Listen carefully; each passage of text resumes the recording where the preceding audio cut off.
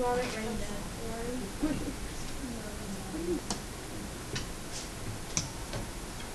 All right, so linear programming is the technique that identifies the minimum or maximum value of some quantity.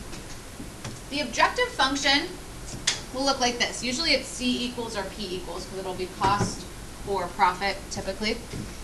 It's a objective function that models the quantity that you want to make as large or as small as possible, maximize or minimize. Constraints. Constraints are going to be the restrictions on our variables. So this right here would be our constraints. We will graph them and look for where all the shading overlaps. So basically, remember the question on your quiz last week that was about the math and verbal score, and we graphed and got that weird looking. That's what you're going to do today. But once we get the graph, we're going to then apply linear programming to that graph. So we're just adding like an extra step. Okay. The feasible region, as you can see, is the region that all overlaps. And so what we're going to be doing today is the linear programming process uses the the vertex principle. Thinking of geometry here, vertical lines. So you're going to identify each of the vertices, which will be like the edge of the feasible region. What you'll do is you'll actually come up with ordered pairs that represent these. So this will be 2, 3. This will be 2, 6. This would be 4, 6. And 7, 3. Okay.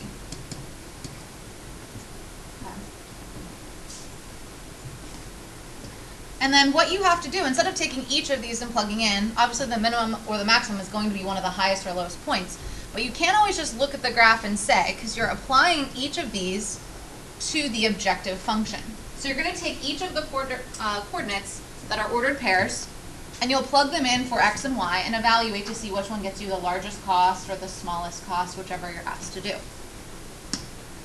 So that's what this says down here.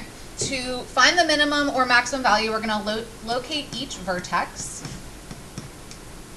and we'll write it as an ordered pair.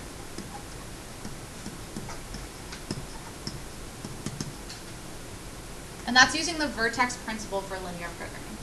So just like we did in before, graphing it, and then we're just taking it this extra step. Then all you have to do is evaluate. Remember, evaluate is a fancy word for substitute, plug in, use your order of operations. So we're actually not done with this part. Sorry. So we are going to take each of those numbers and actually plug it into this function. You guys can show the work for it either over here. I think there's a lot of room at the bottom too. So our ordered pairs were 2, 6, 2, 3, 4, 6, and 7, 3. And I had those on the last slide. So all you're going to do is take each of those and plug them in for x and y and actually evaluate what 2 times that number plus that number would be. So we have 2 times 2 plus 3, because this is your x value and that's your y value. 2 times 2 is 4, 4 plus 3 is 7. Go ahead and do that for the rest of them, evaluate. And then we're going to identify the maximum and the minimum value that we get. So just do your order of operations, multiply before you add.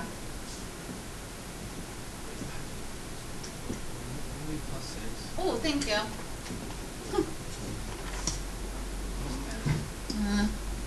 I like started that question. So that should be 10. Then 7.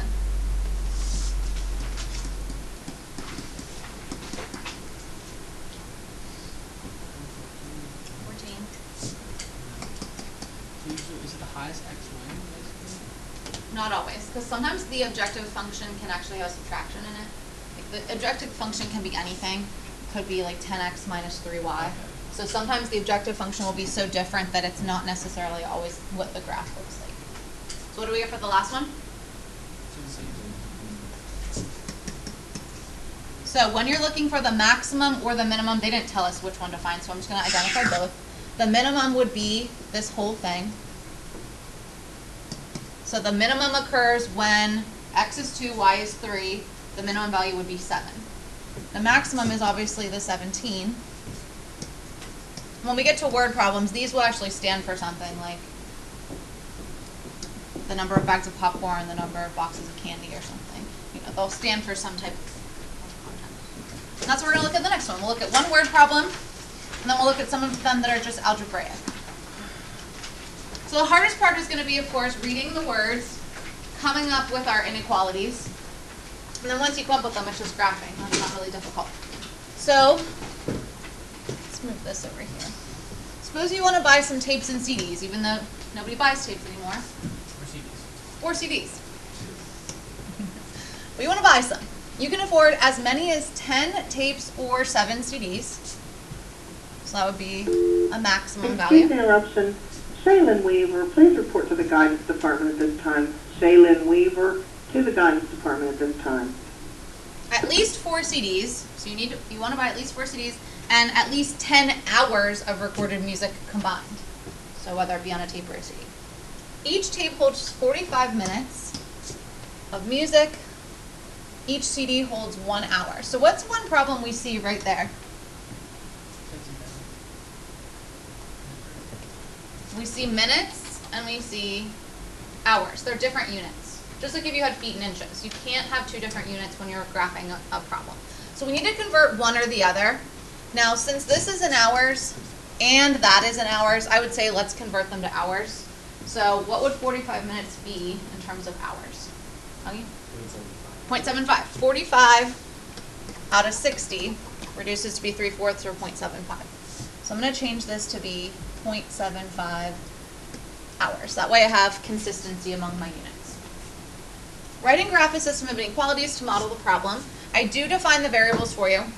So x is the number of tapes, y is the number of CDs, and I actually even scaled our graph for us. I guess we just count by ones. Who thinks they could come up with one inequality? We're going to have quite a few.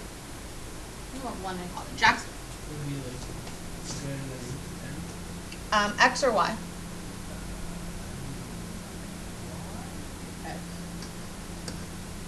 As many as 10. So at the most, I want to have 10.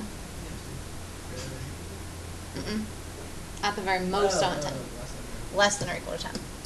So x is the number of tapes, as many as 10. Okay, I'm going to cross that off because I've written that in, so I make sure. Jeremiah, another one?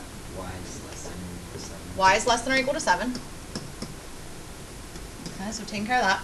You want at least 4 CDs. Augie?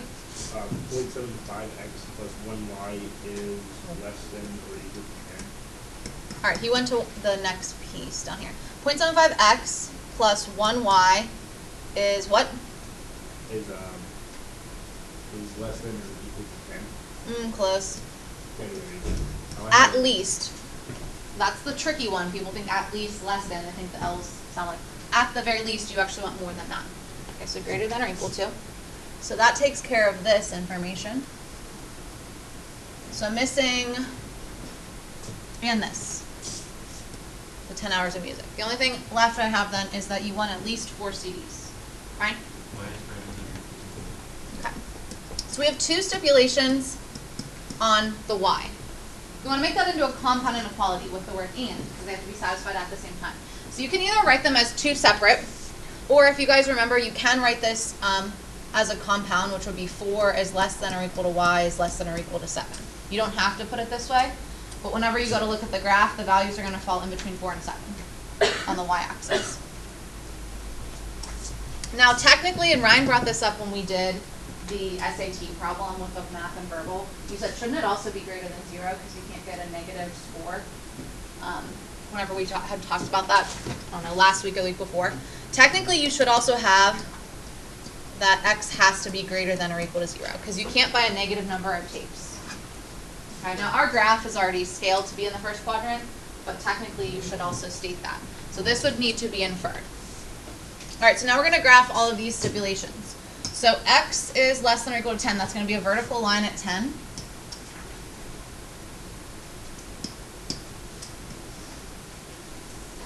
And my arrow's going the wrong way. Now, for those of you that are sloppy graphers, you don't want to be sloppy with this because once we shade and find this, you have to find the vertices, which is where they intersect. And if your line is ever so slightly off, you might pick the wrong vertex. Okay, so take your time graphing these. Some people like to wait and shade at the end. I don't really care what you do, but. So that's my x's between 0 and 10. Now we need our y is between 4 and 7. So the y value has to be between 4 and 7.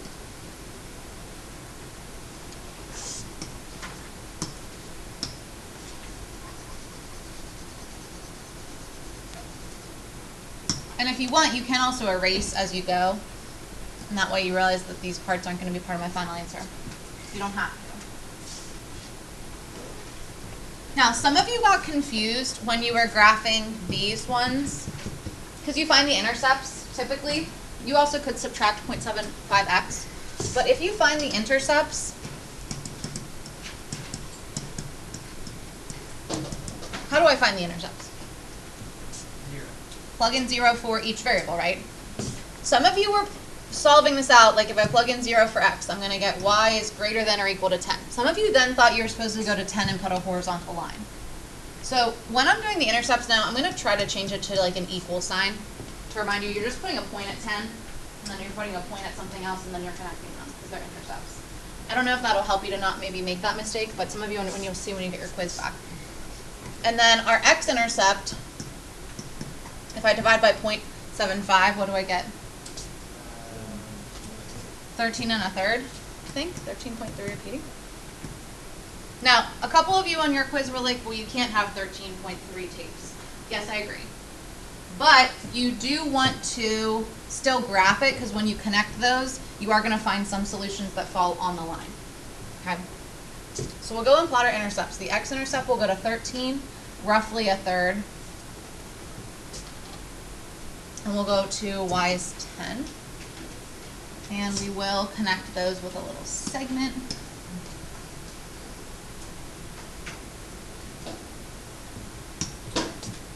And then the shading for this last part should be greater than, so above that line. So our final solution is this shape.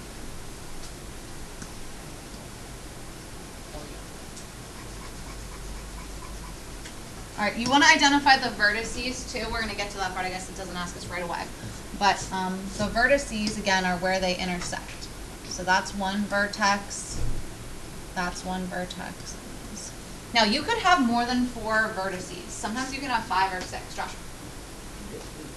I thought the x-intercept would be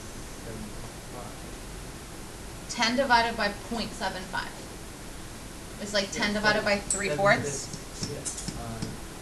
3/4. And then you would multiply. No. You're dividing by it, not multiplying by it. So when you divide by 3/4, you'd have to multiply by the reciprocal, which would be 4/3, and you will get 40/3. So just be careful. When you divide by a decimal, you're actually increasing the value because you multiply by the reciprocal. Okay, part B is kind of random. It just says, does each of the ordered pairs satisfy the system? So you're just looking and seeing, does that point lie in the shaded region or on one of the solid lines? So does 4, 7 lie in the feasible region? Yeah. Yeah. Does 12, 7 lie in the feasible region? No. 7, 6? Yep. 9, 4? Yep. How about 10, 4? Yes. These were all solid lines, so anything on the line is also included. Part C says, if you buy tapes for $8 each and CDs for $12 each, write the objective function for the total cost. Which again, these are usually C equals or P equals. So we're going to write the objective function as C.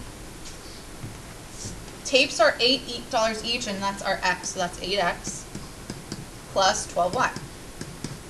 Objective function is usually pretty easy to write. So usually put it in order too. Now we actually have to use the objective function to find the minimum and the maximum total cost. So again, that's using our vertex principle. So we're actually going to list all of our vertices, and then we're going to apply them to this cost function. So, like, do you advise making a big D-graph? You don't have to do this, but you have to take and plug each of these vertices in. So however you want to organize your work. So one of my vertices would be 4, 7. Again, if your graph was sloppy, you might have your vertex wrong, and then that will get you the wrong maximum or minimum. So just be really careful.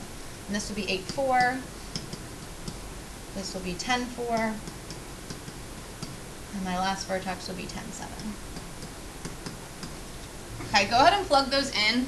You can use a calculator if you want, just to make sure you don't make a mistake since the numbers will get a little bit bigger. Everyone get those? Ryan? Did you say we could show our work on the, For this part? yeah. No, not really, because you're going to use a calculator most of you. And so the minimum would occur here. Now the minimum is this and this, okay? And you'll see that when we talk about the word problem. So really, if we were to purchase 8 tapes and 4 CDs, we would have a minimum purchase price of $112. The maximum is our $164. So if we were to purchase 10 tapes, 7 CDs, the max price we could get would be $164. Okay. So you do want to make sure you're not just circling this, it is also the ordered pair, too. Okay.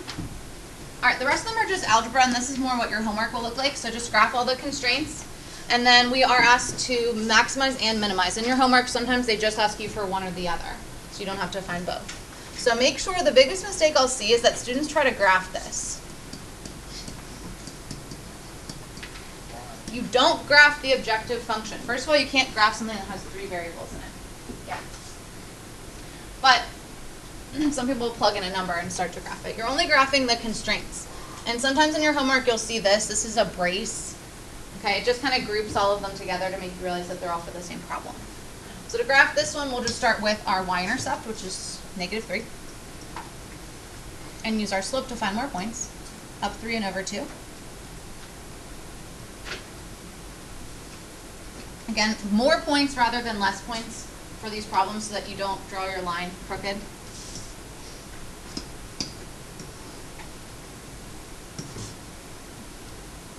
And I don't care if you shade as you go or shade at the end, as long as you shade correctly.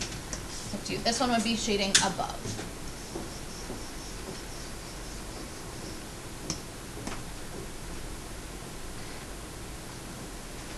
Second inequality will start at 7. We'll use a slope which is negative, really -1. So we are going to go down 1, and make sure you go to the right one. Don't go backwards 1.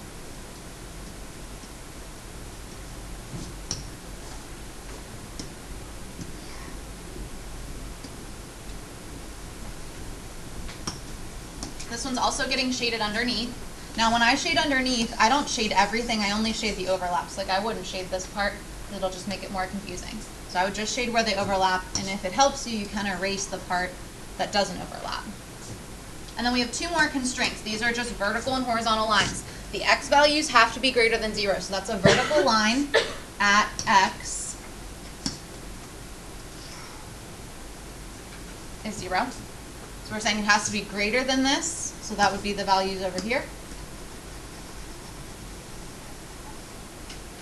And then our last one is that y has to be greater than 0. Basically, it's telling you it has to be in the first quadrant, too.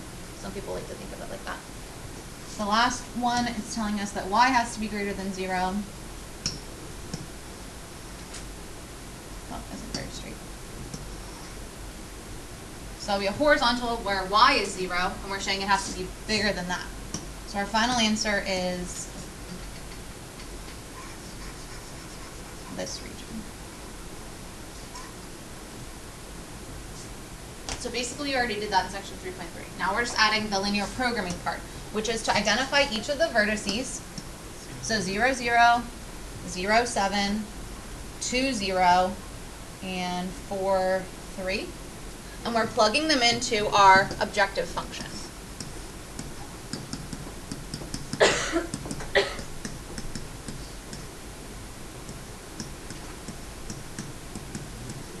Make sure you don't write any of them backwards, because some people do that by accident, like put 0, 2 instead of 2, 0, because that will maybe affect your max in your mind. So 0, 0, 2, 0, 0, 7, and 4, 3. Plug those in. The 0 counts as a variable. 0 still count as a variable. 2 times 0 plus 3 times 0 is just 0. 2 times 2 is 4. 3 times 7 will get me 21. And what do I get for the last one? 17. And this one asks us for both. On the homework, it'll only ask you for the max or for the min. but this one asks for both. So this would be representing my max. Obviously, this would be representing my min. Okay, I want you guys to try the next one. I'll warn you that this one actually does get 5 vertices instead of 4. So just be really careful whenever you're graphing it. It will get you 5 ordered pairs that you have to test instead of 4. While you guys are working on that, I'm going to pass back your quizzes from last week's. This one, this one, this one, this one, and that one. So you have to be really careful with your graph, because if you draw it ever so slightly wrong, you might think it intersects there. I think you only have 4. And you could miss the max or the min function. Oh, I see now. You see it now? So then you just test all of them. 2, 1, 2, 5, 6, 1, 3, 5, and 6, 2. We're plugging those into our 3x plus 2y function. We should get 8, 16, 20, 19, and 22. So obviously that's our min, but this is our max. Okay, so if you miss that one vertex, that's your answer. That's one of the answers. So that would give you. So to start us off on the homework, I don't give any word problems tonight, just practicing the algebra of it, graphing it, shading it, choosing your vertex. Tomorrow's focus will be all word problems.